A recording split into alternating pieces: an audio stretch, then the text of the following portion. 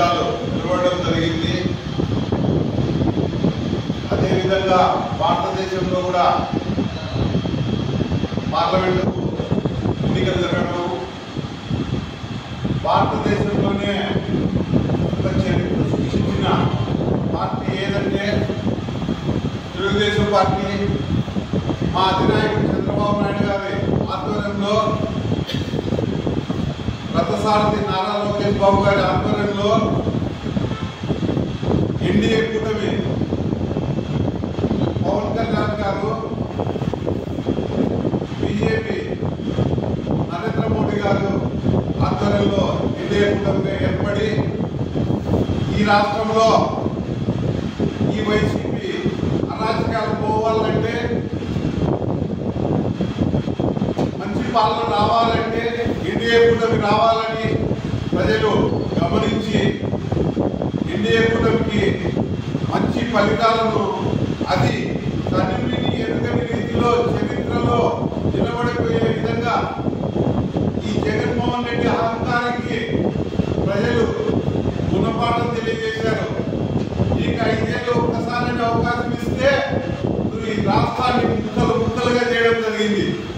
అది ప్రజలు గమనించి ఈ రాష్ట్ర అభివృద్ధి జరగాలంటే చంద్రబాబు నాయుడు గారు అయితేనే ఈ యువత భవిష్యత్తు, ఈ రాష్ట్ర రైతుల భవిష్యత్తు, మహిళల భవిష్యత్తు, వ్యాపారుల భవిష్యత్తు, నిరుద్యోగుల భవిష్యత్తు బాగుపడాలంటే చంద్రబాబు నాయుడు గారు ముఖ్యమంత్రి అయితే తప్ప ఈ రాష్ట్రం బాగుపడదనే ఉద్దేశంతో ప్రజలంతా ఏకతాటిగా ఎన్డీఏ కూటమి వైపు ఓట్లు వేయడం జరిగింది.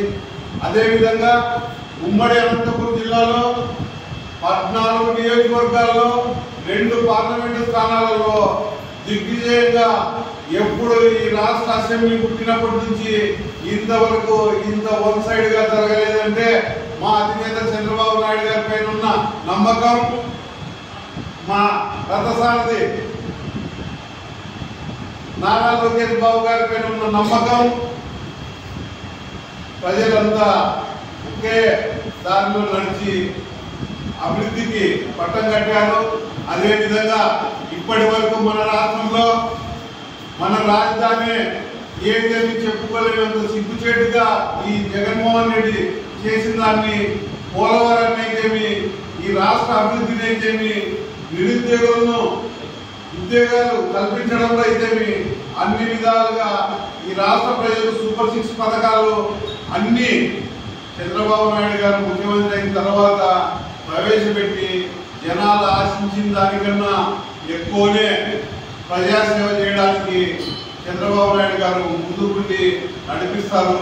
అదేవిధంగా ఈ జిల్లా ప్రజలందరికీ శిరస్సు వంచి పాదాభివందనం చేస్తున్నాము.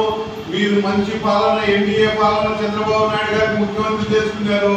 మీకంతా మంచి జరుగుతుంది, మంచి పరిపాలన అందిస్తామని జిల్లా అధ్యక్షుడిగా వెంకటేశ్వర యాదవ్ నేను తెలియజేసుకుంటూ ఉన్నాను.